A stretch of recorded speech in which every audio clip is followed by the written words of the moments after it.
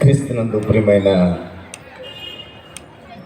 Box memorial Telugu Baptist central Baptist church సభ్యులకు ప్రభు పేరట శుభములు వందనాలు తెలియపరుస్తున్నాను. అలాగే స్టాండింగ్ కమిటీ వారికి, అలాగే నా జత పని వారు దైవజనులకు చేరొచ్చిన మీ అందరికీ మరొకసారి మన ప్రభువును రక్షకుడైన యేసుక్రీస్తు నామములో శుభాభివందనాలు తెలియపరుస్తూ ఉన్నాను. ఈ సమయంలో నేను ఏది చెప్పినా కూడా వినేటువంటి పరిస్థితి కాదు.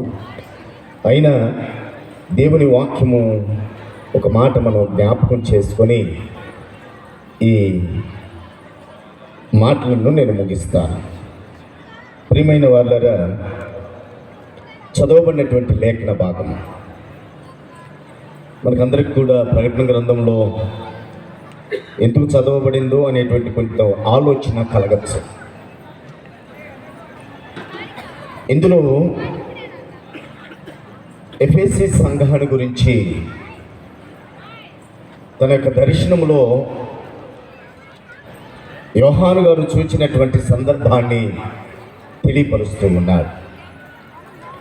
ఆ సంఘానికి ఉన్నటువంటి లక్షణం ఏమిటంటే ప్రేమించడం, ఇతరులను ప్రేమించటం, ఇతరులకు సహాయం చేయటం, వారి యొక్క స్థితిగతులను ఎరిగి ఆ రీతిగా నడవటం ఈ సంఘం యొక్క ప్రత్యేకత. అయితే ఏమి జరిగిందో ఏమో కానీ తన ప్రేమను, తనకున్నటువంటి సహజ గుణాన్ని సంఘము మర్చిపోయింది. అందుకే పరిశుద్ధాత్మ దేవుడు తన ప్రత్యక్షతలో తండ్రి అయినటువంటి దేవుడు ప్రత్యక్షత కనపరుస్తూ ఆయన చెప్తున్నటువంటి మాట ఏమిటంటే 3వ వచనంలో, నీవు నీ సహనము కలిగి నా నామము నిమిత్తము భారము భరించి అలయలేదనియు నేను ఎరుగుదును, అయినను మొదట నీకుండిన ప్రేమను నీవు వదిలితివి. నేను మీ మీద తప్పొకటి మోపవలసి ఉన్నది. ప్రియమైన దేవుని బిడ్డలారా, మన ప్రేమ అనేటువంటిది పెదాలతో మాత్రమే వ్యక్తపరిచేది కాదు, కానీ ప్రేమ అనేటువంటిది క్రియారూపంగా చూపించేటువంటిది. ప్రేమ అనేటువంటిది కేవలము ఎదుటివారి పట్ల ఏదో మెప్పు కలిగించుకునేటువంటిది కాదు, కానీ ఆ ప్రేమను చూపిస్తేనే అందులో ఉన్నటువంటి ప్రత్యేకత, అందులో ఉన్నటువంటి శ్రేష్టత ఏమిటో అర్థమవుతుంది. కానీ ఈ సంఘము ఒకానొకప్పుడు అంత ప్రేమ కలిగినటువంటి సంఘము ఒక్కసారిగా ఆ ప్రేమను మరొకటి మనం చూస్తున్నాం. ప్రియా సహోదరులు కూడా వేసినటువంటి చిన్న ఆ స్కిట్ కూడా అదే. ప్రేమ పెదవులతో చూపిస్తున్నారు, కానీ కార్యరూపము దాల్చినటువంటి పరిస్థితి ఉంది.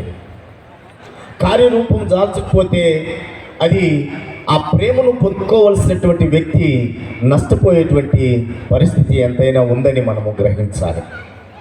కాబట్టి క్రైస్తవులుగా, క్రీస్తు రక్తంలో కడగబడినటువంటి సంఘముగా మనము చేయాల్సినటువంటి ఉన్నతమైనటువంటి పని ఏమిటంటే ప్రేమించడం.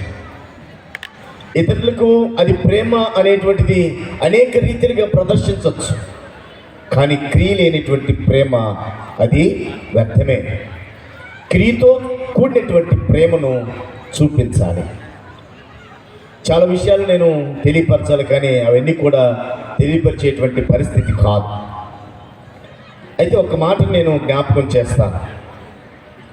ఈ క్రిస్మస్ అనగా మన అలంకారంలో ప్రధానంగా కనపడేటువంటిది నక్షత్రం కనపడుతుంది. తదుపరి ఈ క్రిస్మస్లోనికి ఎందుకు ప్రవేశించినవో మనకు తెలియదు, కానీ ప్రధానంగా మనకు కనపడేటువంటి రెండు కార్యక్రమాలు మనకు కనపడతాయి. ఒకటి, నా కుడి పక్కన ఏర్పాటు చేయబడిన క్రిస్మస్ ట్రీ. మరొకటి, ఇందాక చిన్న బిడ్డలు ఏంజల్ డ్రెస్ వేసుకొని వారు నాట్యం ఆడుతున్నప్పుడు వారి మధ్యలో ఒక వ్యక్తి మారువేషంలో కనపడినటువంటి ఒక వ్యక్తి, మనం ఆయన్ని క్రిస్మస్ తాత అని పిలుస్తాం. ఇవి క్రీస్తు పుట్టుకలో మనకు కనపడవు, కానీ క్రీస్తు పుట్టుకలో వీటి యొక్క స్థానము కాలక్రమేణా అవి ఆ క్రీస్తు పుట్టుకలో అవి కనపడటం మనం చూస్తాం. అయితే రెండింటిని గురించి నేను చెప్పను, కానీ ఒకటి మాత్రమే, క్రిస్మస్ తాత గురించి ఒక మాట నేను జ్ఞాపకం చేస్తాను. ఆయన పేరు నికోలస్. ఈయన ఒక ఆర్సిఎం బిషప్ గారు, దేవుని యొక్క సేవకుడు. బాల్యం నుండి తల్లిదండ్రులు దేవుని యొక్క సేవలో ఉండేటువంటి వారు, కానీ బాల్యంలో తల్లిదండ్రులు కోల్పోయిన ఉన్నతమైనటువంటి కుటుంబానికి సంబంధించినటువంటి వాడు. తనకున్నటువంటి ఆస్తిని అంతటిని కూడా తనెవరో తెలియకుండా అందరికీ పంచేటువంటి వాడు. అలా పంచుతూ ఉన్నటువంటి సందర్భంలో ఆయన ఒక కార్యాన్ని బట్టి తన వేషాన్ని మార్చి ఇతరులకు సహాయం చేయటం జరిగింది. ఇది కథ కాదు, కానీ చరిత్ర. ఆయన 300 సంవత్సరములు అంటే 3వ-4వ శతాబ్దంలో జీవించినటువంటి వ్యక్తి. తన పక్క గృహంలో ఒక కడు పేదవాడు, అతనికి 3 కుమార్తెలు. ఈ 3 కుమార్తెలు పెళ్ళిడికి వచ్చినటువంటి వారు. వారికి వివాహం ఎలా చేయాలనో ఆయన కాడ అటువంటి స్తోమత లేదు. స్తోమత లేనప్పుడు వారు 3 ఆలోచించేశారు. 3 కుమార్తెలు తండ్రి గారు ఆలోచించేసి, అమ్మ మిమ్మల్ని పోషించటం నా వల్ల కాదు, మీకు వివాహాలు చేయటము నాకు ఆ స్తోమత కాదు అని ఒక నిర్ణయానికి వస్తారు. ఆ పెద్ద కుమార్తెను సంతలో అమ్మటానికి. అయితే అనుకోకుండా ఆ రాత్రి వారి ఇంటి కిటికీలో నుంచి ఒక బంగారంతో కూడినటువంటి కొన్ని వస్తువులను ఆ కిటికీలో ఉండి ఆ ఇంట్లో పడవేయటం చూస్తాం. ఆ తర్వాత పెద్ద కుమార్తెకి వివాహం జరుగుతుంది. మళ్ళా కొన్నాళ్ళైన తర్వాత 2వ కుమార్తెను అమ్మాలని ప్రయత్నం చేస్తాడు. అప్పుడు కూడా 2వ కుమార్తెను వివాహం కొరకై వారి యొక్క కిటికీలో నుంచి కొంత ధనాన్ని ఆయన చూస్తాడు. 2వ కుమార్తెను కూడా వివాహం చేస్తాడు. ఆయనకు అర్థం కాలేదు, ఎవరు సహాయం చేస్తున్నారు, ఎవరొచ్చి నాకు ఇటువంటి, నేను నా కుమార్తెను సంతలో అమ్మాలి అనుకున్న ప్రతిసారి ఏదో ఒక శక్తి, ఏదో ఒక వ్యక్తి నాకు వచ్చి సహాయం చేస్తున్నారు.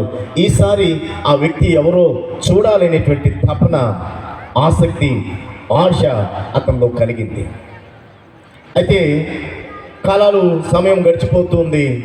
తన యొక్క ఆర్థిక స్థితిగతులను బట్టి 3వ కుమార్తెకి కూడా వివాహము చేయలేనటువంటి పరిస్థితి. 3వ కుమార్తెని కూడా అమ్మకానికి పెట్టేటువంటి పరిస్థితులకు వచ్చాడు తండ్రి గారు. అటువంటి సమయంలో ఈ బిషప్ గారు, దైవ సేవకుడు నికోలస్ అనేటువంటి వ్యక్తి వారి వాకిటి ముందు ఒక ధనాన్ని మూటను పెట్టి తిరిగి వెళ్ళేటప్పుడు ఆ గృహంలో ఉన్నటువంటి ఆ యజమానుడు చూచాడు. నికోలస్, ఎందుకు నాకు సహాయం చేస్తున్నా?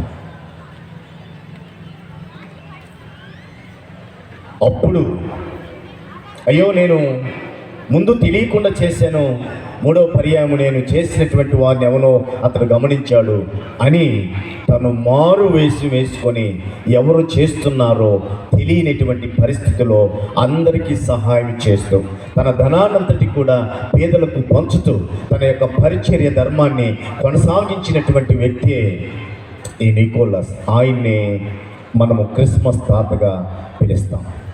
ఆయన క్రీస్తు పుట్టినప్పుడు లేడు, కానీ క్రీస్తు పుట్టినటువంటి ఉద్దేశం, దేవుడు సర్వోన్నతుడైనటువంటి దేవుడు ఆ ఉన్నతుడైనటువంటి తన కుమారుణ్ణి మనకిచ్చాడు.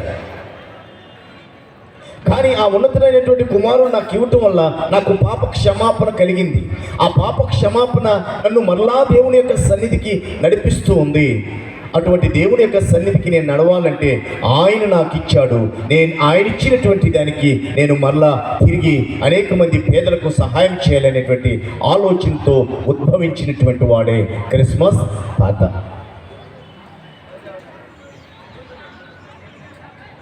మనము క్రైస్తవులుగా ఇలాంటి ప్రేమను మనం కలిగి ఉండాలి. చాలామంది ఎలా ఉంటామంటే, ఇప్పుడు ఒక వ్యక్తి కోతలు మాత్రమే చెప్పేటువంటి వారిని మనం చూసాం, కార్యాన్ని చూపించలేనటువంటి వ్యక్తులను. ఒక సంఘ సభ్యులందరూ కలిసి ఒక ధనవంతుడి దగ్గరికి వెళ్ళారంట. అయ్యా, మేము ఒక మందిరాన్ని నిర్మిస్తున్నాం, అది నిర్మాణం అయిపోయిన తర్వాత అనేక మందికి అన్నదానం చేయాలని ఆశ కలిగి ఉన్నాం. కాబట్టి మాకు ఏదన్నా ధనవంతుడు కనుక ఏదైనా సహాయం చేయమన్నప్పుడు ఆ ధనవంతుడు అన్నాడంట, అయ్యా నేను ఏదైనా సహాయం చేస్తాను, ఎంతైనా సహాయం చేస్తాను. అయితే నేను చేసేటువంటి సహాయము అది ఎలా ఉండాలంటే ఎవరికి తెలియనిటువంటి సహాయముగా ఉండాలి. ఈ మాటను గమనించాలి. వాస్తవంగా మీరు నాకు కనపడలేదు ఈ లైట్ల దెబ్బకి. నేను సహాయం చేస్తాను, అయితే నేను చేసినటువంటి సహాయం చాలా గుప్తంగా ఉండాలి, ఎవరికి తెలియకూడదు అన్నాడంట. అలాగేనయ్యా, మేము ఎవరికి చెప్పం. సరే, 1,00,000 రూపాయలు చెక్ ఇచ్చాడంట. అబ్బా, మనం ఏదో ఒక 5-10 ఆశపడి వచ్చాం, ఈ 1,00,000 రూపాయలు ఇచ్చారని సంఘస్థులు త్వరగా ముందు కొనసాగుతూ కొంత దూరం వెళ్ళిన తర్వాత చెక్కును గమనించారంట. చూస్తే ఆయన సంతకం లేదు దాని మీద. తిరిగి త్వరగా వచ్చారు, అయ్యా మీరు 1,00,000 రూపాయలు చెక్ ఇచ్చారు, దీని మీద మీరు సంతకం పెట్టడం మర్చిపోయారండి అని అడిగారు. ఆయన అన్నాడంట, నేను ముందే చెప్పాను కదా, నా సహాయం ఎప్పుడు కూడా ఎవరికి తెలియకూడదని. నేను సంతకం పెడితే చెక్కు మారుద్ది. అర్థమైంది నేను చెప్పింది? మీ మొఖాలు కనపడలేదు కాబట్టి నాకేం అర్థం కాదు. నా సహాయం ఎలా ఉండాలి? గుప్తంగా ఉండాలి, ఎవరికి తెలియకూడదు. ఇవ్వటానికేమో 1,00,000 రూపాయలు చెక్ ఇచ్చాడు. దానివల్ల ఉపయోగం ఏమిటి? ఈ చెక్ ఇచ్చినటువంటి వాడిని సంతకం లేకపోతే అది చెల్లుబాటు అవుతుందా? పేరేమో 1,00,000 రూపాయలు ఇచ్చినని అక్కడ ఉన్నటువంటి వారందరూ చూస్తున్నారు, కానీ దానివల్ల ప్రయోజనము లేదు. క్రైస్తవులుగా ప్రేమను గురించి బాగా ప్రకటిస్తాం, క్రైస్తవులుగా అనేక మందికి సహాయం చేయాలని బాగా ప్రకటిస్తాం, బాగా చూపించాలని బాగా చేయాలని చూస్తూ ఉంటాం. కానీ మనము సహాయం చేయాల్సినటువంటి పరిస్థితి వచ్చినప్పుడు ఆ వ్యక్తి ఎంటీ చెక్కు సంతకం లేకుండా ఎలా ఇచ్చాడో మన పరిస్థితి అలా ఉండకూడదు.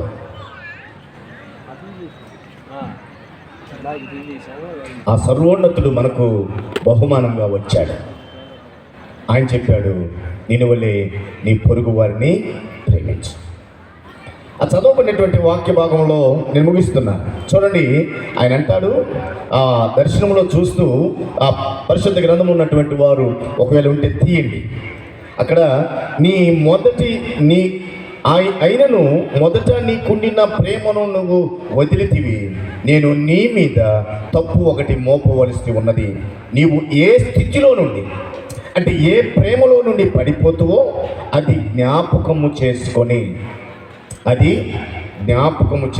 రిమెంబర్, జ్ఞాపకము చేసుకొని.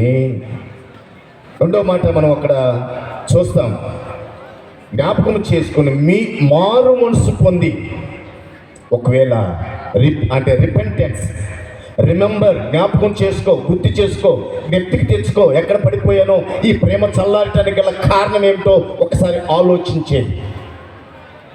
ఆలోచించేసి రిపెంటెన్స్ అంటే పశ్చాత్తాపడు. తర్వాత మొదటి క్రియను చేయము, రిపీట్, మరలా దాన్నే కొనసాగించు. 3 విషయాలు అక్కడ మనకు కనపడతాయి. ఒకవేళ ఒకప్పుడు నువ్వు సహాయం చేసేటువంటి గుణం ఉంటే ఇప్పుడు సహాయం చేయకుండా మారేవేమో. ఒకప్పుడు ప్రేమ చూపించేటువంటి వ్యక్తివి ఇప్పుడు ప్రేమ చూపించకుండా ఆగిపోయేవేమో. ఒక్కసారి దాన్ని జ్ఞాపకం చేసుకో, ఒకప్పుడు చేశాను కదా, ఇప్పుడు ఎందుకు చేయలేకపోతున్నాను, నా మీద దేవుడు తప్పు మోపాల్సినటువంటి పరిస్థితులకి నేను ఎందుకు వచ్చాను, ఒకసారి ఆలోచించే. రిపెంటెన్స్, పశ్చాత్తాపడు. ప్రభువా, చేయలేకపోయినా, ఏ ప్రేమ అయితే మర్చిపోయావో దాన్ని మళ్ళా ఆ ప్రేమను కనపరచడానికి రిపీట్ చేయి. అక్కడ జీవవృక్ష ఫలములను ఆ 7వ వచనంలో మనం చూస్తే, నేను కూడా చెవి గలవాడు ఆత్మ సంగముతో చెప్పుచున్న మాట వినుగాక.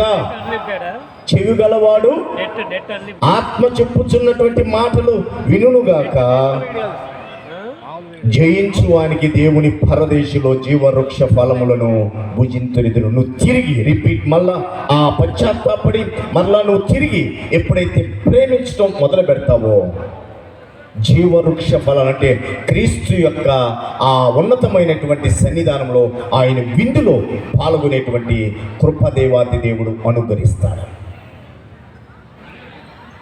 ప్రియమైన దేవుని బిడ్డారా, సెమీక్రీస్తును చాలా గ్రాండ్గా చేసుకున్నాం. పిల్లలు చాలా అందంగా వారి యొక్క ఆ హావభావాలతోటి నృత్యాలు చేశారు. ఆహ్లాదంగా అనేక మంది ఇక్కడ కూర్చున్నాం, మన బిడ్డలు వేస్తూ ఉన్నప్పుడు ఆనందపడ్డాం. కానీ అటువంటి ఆనందము లేని, అటువంటి ఆహారము లేనటువంటి పరిస్థితిలో అనేక మంది అలమటిస్తూ ఉన్నారనేటువంటి సత్యాన్ని మనం గమనించాలి. ఈ క్రిస్మస్లో అలాంటి వారికి మనము సహాయము చేసేటువంటి ఒక క్రైస్తవ సంఘముగా ఈ రాత్రి మనం తీర్మానం చేసుకోవాలి. చెవి గలవాడు వినుగాక. ఒక అడవిలో ఒక జింక ఉందంట.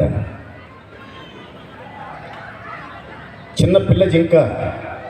ఆ జింక తల్లి చెప్తుందంట, అమ్మ నువ్వు బయటికి రాగాకు, శత్రువులు పొంచి ఉంటారు, నువ్వు చనిపోతావు, నీకేం కావాలో అది నేను నీకు తీసుకొచ్చిస్తాను. తల్లి మాట వినలేదు, బయటకు వచ్చింది. నేను అంత పూర్తిగా ఎవరట్లా క్లుప్తంగా చెప్తున్నాను. బయటకు వచ్చింది, సింహము దాన్ని వేటాడింది, చనిపోయింది. చిన్న కుమార్తె అనేటువంటి జింక. అయ్యో టైం అయిపోయింది, బిడ్డ ఆకలితో అలమటిస్తుందేమోనని ఆతృతగా తన కుమార్తెకు ఆహారం తీసుకొని తల్లి అయినటువంటి జింక పరిగెడుతూ ఉంది. ఈ లోపల ఈ సింహము, వేటాడినటువంటి సింహము అది చెప్తుంది, తన యొక్క పిల్లలు కూడా గుహలో ఉన్నారు, వాటికి కూడా చాలా దినాల నుండి ఆహారం లేదు. అయితే ఈ జింక చంపి అక్కడ ఉన్నప్పుడు ఆ మార్గాన ఒక నక్క పోతూ ఉందంట. నక్కని పిలిచిందంట సింహము, అమ్మో నీ దగ్గరికి వస్తే చంపుతావు, నిన్నేం చేయను, ఈ ఆహారము ఇదిగో గుహలో నా బిడ్డలు ఉన్నారు, వారిని తీసుకొని వస్తాను, ఈ ఆహారం ఎవరు ఎత్తుకొని పోకుండా దీన్ని కావలి కాయు అని నక్కకి చెప్పిందంట. నక్క సంగతి మనకు తెలుసుగా, మాంసం ఉంది, తినకుండా ఉండలేదు. త్వరగా 2 చెవులు తినేసి ఆకులతో తుడిచి ఏమెరగినట్టు మరలా కూర్చున్నట్ట. సింహము తన బిడ్డని తీసుకుని బయటకు వచ్చింది, గుహ బయటికి. చూస్తే చెవులు లేవు. ఏయ్ చెవులేమైనాయి అని అడిగాడు సింహము. నక్కనది దానికి చెవులు లేవు. ఈ లోపల ఆహారము తన బిడ్డకి పెట్టాలని త్వరగా తీసుకొని పరిగెత్తున్నటువంటి ఆ తల్లి జింక పరిగెత్తి ఆ స్థలానికి వచ్చినప్పుడు అక్కడ చనిపోయి సింహం ఎదుట పడిపోయినటువంటి తన బిడ్డను చూచింది. అక్కడే పరుగు ఆగిపోయింది, హృదయం పలిగిపోయింది, ఏం చేయాలో అర్థం కాలేదు. ఈ మధ్య సింహము ఆ నక్కను వాదిస్తూ ఉంటే, నా మాట అబద్ధమైతే ఇదిగో తన తల్లి వచ్చింది, వారి తల్లిని అడుగు దానికి చెవులు ఉన్నాయా లేవా అని. వెంటనే పులి తల్లిని అడుగుతూ ఉంది, ఈ నక్క చెబుతుంది వాస్తవేనా, నిజంగా నీ బిడ్డకు చెవులు లేవా అన్నప్పుడు దీన స్వరముతో, ఆ దుఃఖముతో, ఆ వేదనతో ఆ తల్లి జింక అంటుందంట, దానికి చెవులు లేవండి. దానికి చెవులే ఉండుంటే నేను చెప్పినటువంటి మాట వినేది, ఇప్పుడు చనిపోయి ఇక్కడ పడేటువంటి పరిస్థితి తనకు ఉండేది కాదు. చెవులుంటే నా మాట వినేది, ఇట్టి దుస్థితి దానికి కలిగేది కాదు. ఇట్టి దుస్థితి దానికి కలగటానికి గల కారణం చెవులు ఉన్నాయి కానీ వినలేదు. ఆత్మ చెప్పుచున్న మాట చెవి గలవాడు వినుగాక. ప్రియమైన దేవుని బిడ్డారా, ఈ రాత్రి చాలా గొప్పగా మన సంఘ సభ్యులు పెద్దలు చాలా గొప్పగా సెలబ్రేట్ చేశారు. ఎక్కడ తప్పిపోయామో, ఏ ప్రేమను మర్చిపోయామో, ఏ సహాయం చేయటం మర్చిపోయామో ఒక్కసారి జ్ఞాపకం చేసుకుందాం. ప్రభువా చేయలేకపోయినాను, క్షమించు, తిరిగి చేయడానికి ప్రయత్నిద్దాం. పరలోకములో ఆయన విందులో జీవవృక్ష ఫలాలను భుజించేటువంటి స్థితి పరిశుద్ధాత్మదేవుడు ఈ రాత్రి మనకు అనుగ్రహించునుగాక. దేవుడు ఈ మాటలు మన వెనుకలో దీవించి మన హృదయాంతరంగంలో ఫలింపచేయునుగాక.